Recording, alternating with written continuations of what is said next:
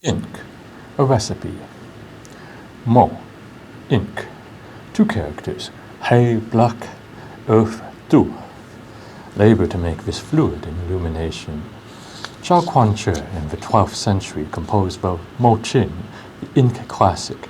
For every dynasty prior and pending, the revered liquid was a foundation for constancy and changes. Where there is a wall, there is word.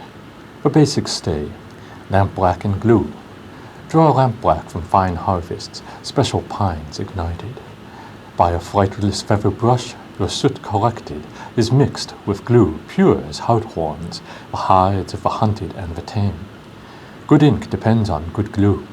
This gives texture, life, the living, the burnt, bound. Perhaps we could consider memories, dreams, teeming within, awaiting a brush, a pen, a surface, an open eye in a human face. We, creatures of carbon and voids, in our humanity alone need ink. When a drop of ink is spilled or dries without a word, a stroke of note, in some imaginative corner of creation, something divine cries silently. Gel. Goes in hot, comes out hot, but this may be more than the casual student will want to know. Mom's grinding chilies for me in Modesto. Red, green, a dash of fresh cilantro, fermented shrimp sauce and a pinch of salt between her mortar and pestle. Dabbing a sticky ball of cowneel into the tiny ceramic saucer, I know. She's a sorceress in her kitchen, trying to find a way to say she loves me, hoping my prodigal tongue is still loud enough to understand what her broken English cannot convey. My eyes are cisterns of tears after 30 years. I should say, Macbeth, and grab some cold milk, but with a smile through the pain I stammer, Zeplai me, delicious mom. Zeplai, hakme, lai lai. Don't talk, just eat, she says between her tears. Jaganyan. For my heart is a dinosaur, and you but a cold meteor. Fly as you will to my atmosphere. I'll return in my own way. Perhaps as poultry, perhaps a gallon of diesel, some polished paperweight, or mixed in the concrete knock in a temple for 1,000 souls who will come back many times because they couldn't let go without regret. Japanism, Laoism. Grown in the shadow of maples and pine cones when the actor was in the Oval Office, there were nearly no books about my realm of 1,000,000 elephants.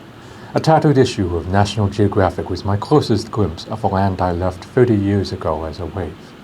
Like all those impressionable French in Paris, after Perry's thunderous stunt in the Yokohama docks, we were busy watching the toys and diodes pouring in from the Ginza.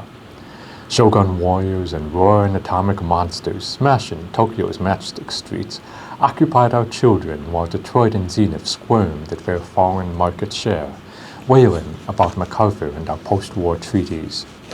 The word sabaidi was unheard of. Instead, it was better to learn to say sayonara while raising shrimpy shrubs sold as stylish bonsai. Then, papayas were as rare as pad thai. It was sushi that was all the rage, as wasabi horseradish set your nostrils afire, gasping for water. I was trained to revere razor-sharp katanas in Zen, stoic as a bowl of udon. The heroes of my father in the ruins of Lanshan and Luan Prabang were barely footnotes, ground into mud in the aftermath of the wars no one wanted to remember. And now my skeletal editors call on me with their chattering skulls. Where are your words for Fanum and Chao Anu, or the fallen honored at the Patricide? In all this time, surely one word about Fenchan will not kill you or your friends. It's hard to answer, sitting down to eat in July. Write what you know, my teachers admonish. Sipping my soda, I turn the pages of a weathered book on Van Gogh prints inspired by Hokusai and the ukiyo-e and sai. My flag is as obsolete as the word Indochine. I realize today I am older than my father lived to be. It's been too long since I last saw an elephant or the monstrous river catfish. They tell me somberly the freshwater Irrawaddy will be extinct before the next time I come by. I couldn't sketch any of them worth a damn if I tried. A part of me wants to smack the next person who says, I won't be Lao if I don't write about Laos. Do cops stop being cops when they're arguing about the White House and crooked pardons? Do robbers become priests if they talk about faith? Riviere saw the peaks of Hiroshika's Fujiyama among Eiffel's iron girders and still died French and human. Just right, young man, I hear my father whisper. Just right, and we'll sort it all out later. With the last bite, I return to making my own book with a defiant smile. Kopjai for nothing, Valan. The bomb popped in his face while he was digging a fire pit for his family squatting on the old mercenary camp in Shenquan province so notorious for its UXO. They live there for the American plumbing, our host said flatly, watching the volleyball games by the airstrip. This was holy routine. The ruined grounds were frozen. Explosives, dormant blooms below, can be mistaken for ice and rock easily. And he screamed, a whole while as we loaded him into the back of our rickety plane to Vientiane that Lao aviation picked up from the Russians when everyone thought the Cold War was going somewhere. The California girl on holiday was aghast and found it quite unscenic. What a pall on her search for highs. In Wat in Ben, a monk named Suk confided discreetly, we really hate hippies. Laos in the house. When has a house gone Lao? There may not be one precise event. It's not only the first time a fresh batch of badek is made by Grandma. It takes more than a few servings of tamakun in the kitchen. A six-pack of cold Heinekens and beer Lao in the creaking cooler, or bottles of very fine cognac and homemade rice whiskey can't combine by themselves in the cabinet for this magic moment, awaiting the change like good guests, like a cluttered porch of friendly shoes and worn sandals. Yes, a living room basi calls many things, so can talk of Be My Lao or makeshift shelves for those Lao icons we all know so well. But even a happy knock in the hall is not all that's needed for transformation. Such a house does not require loud dramas, but it's surprising if those don't eventually show up, as certain as a child's tears from their first taste of gel at the family table. Sense of mint and bamboo and barbecue sunk into the beans, watching someone live out their Philippine dreams in a basement just because they found a microphone and a synthesizer, not the soul keys, and neither is a sincere kopjai, surprisingly. Maybe you invited Met and I and all of my family from every corner. We might speak of numbers and lotteries and years as refugees, host to 1,000 small arguments in soft mangoes, memories of Chinatowns, gilded vats, and the buildings of antiquity. These all build a house, a nation, a people holding together. And in that house there will be dreams, things lost and things sought. One by one they shuffle in with a bright smile, white as grains of warm cow. But a house has gone Lao only when the hearts within have chosen so, free as the wind, remembering like stones, growing flowers for moving stars.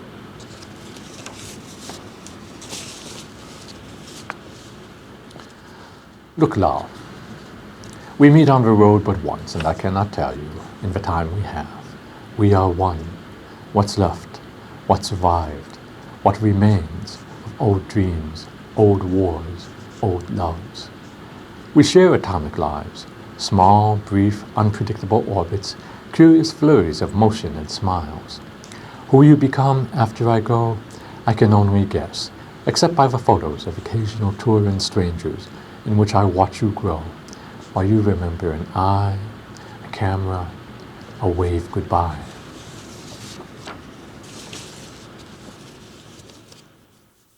Liberty. The tree of liberty devours the loyal, grinding them between burning flag teeth and a ton of open doors. Blue lakes formed in the footprints of Babe, while the trail of tears formed the bloody river. Washington had a thing for breaking cherry trees and raising hemp that was good for strong ropes to bind us all together in a frenetic world of neckties and necessities. No one knows the names of Afghan heroes or Hmong veterans whose fathers raised opium crops now littered with landmines. Few can tell you where Russia is, even after 50 years of cold wars in tropical nations they never vacationed in personally. They would be unable to tell you how many of our allies are in an impossible debt, negotiating a cost-effective betrayal. But they can tell you about friends and Miss October. Miscellaneous documents outlining illiterate farmers with $200 anti-tank weapons have surfaced to air our missilmania, a culture where no one sees the irony of naming $1 million cruise missile after a tomahawk while defanged reservations cope with underfunded schools. People laugh as immigrants report stories of American giants who press you beneath their green thumbs stained with dollars when it's time to eat. Cannibalized ideas and epics lay exhausted, scattered apple seeds in urban canyons formed by alien policies of war and leverage, and a great love of sequels. Half of the nation has never seen an orchard, only the recycled city papers they are being ignored in as usual. Somehow, the Cubans managed to preserve the purity of baseball and cigars, while we still can't imagine the rules to Canadian curling, despite our open borders. And strangely, when a laughing yellow cab driver who was a former engineer from Iraq tells me about U.S. chemical weapons and acid rain, I'm just not as surprised as I wish I could be. His last words rang like a cracked bell outside of a smoking capital of conspiracies. When there's a new war, watch. A refreshing new ethnic restaurant will open in your neighborhood soon.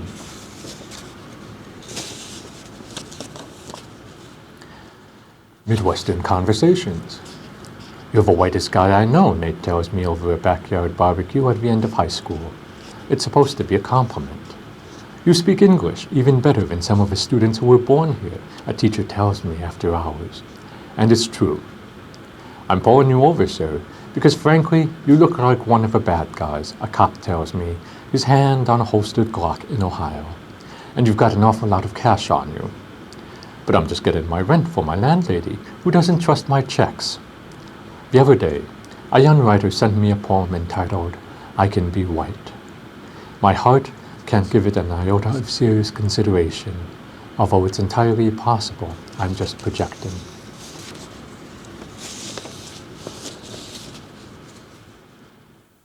Missoula, 1976. At 3 years old in Montana, I became a citizen on Flag Day during the American Bicentennial. That and a cup of coffee gets you a cup of coffee, even if you write 1,000 poems for 1,000,000 elephants. I didn't stay there, of course, but in this city I met my first ghosts and dinosaurs, gorgons and ancient gods. I played with a young girl named Dulcinea, discovered the family pigs eaten by a bear, and saw my first neighbor die, crushed beneath a fallen telephone pole. I wish I remembered his name. Our family dog Dutch, in his tragic jealousy, tried to kill me a few times. I still have one scar from it after 40 years. But I miss him anyway, because that's the way refugee memory works.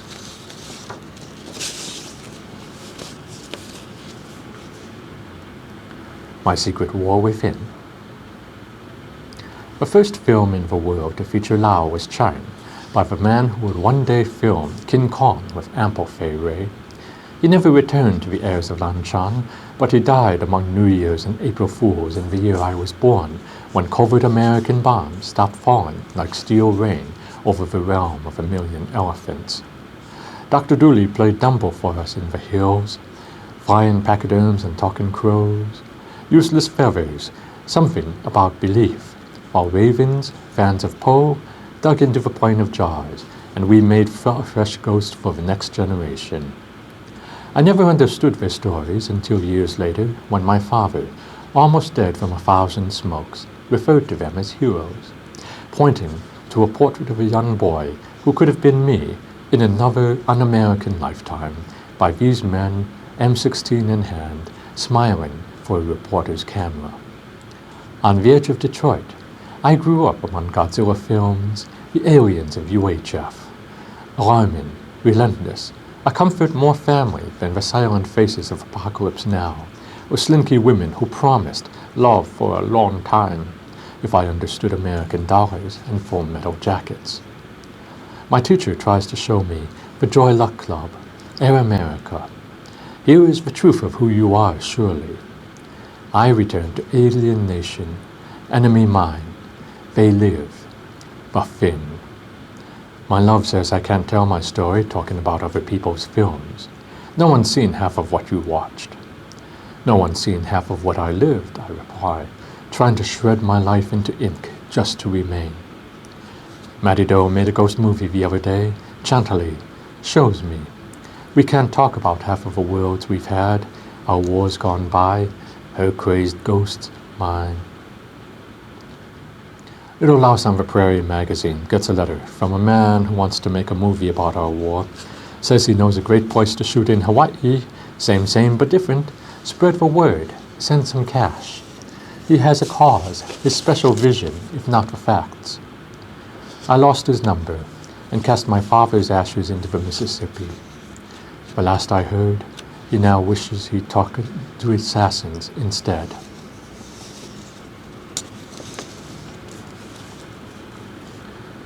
Narrative of a Knox heirs.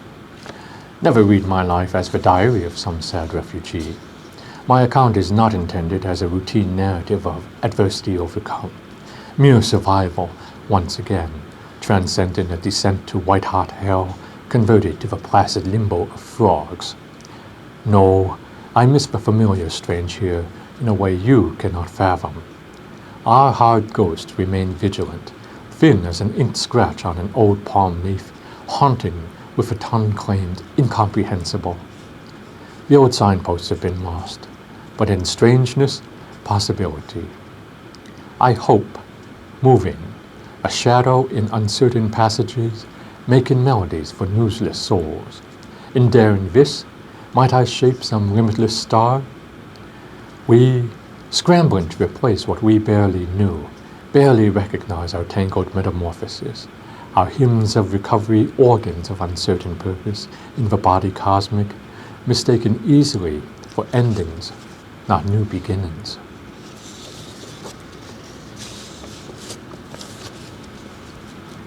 Night.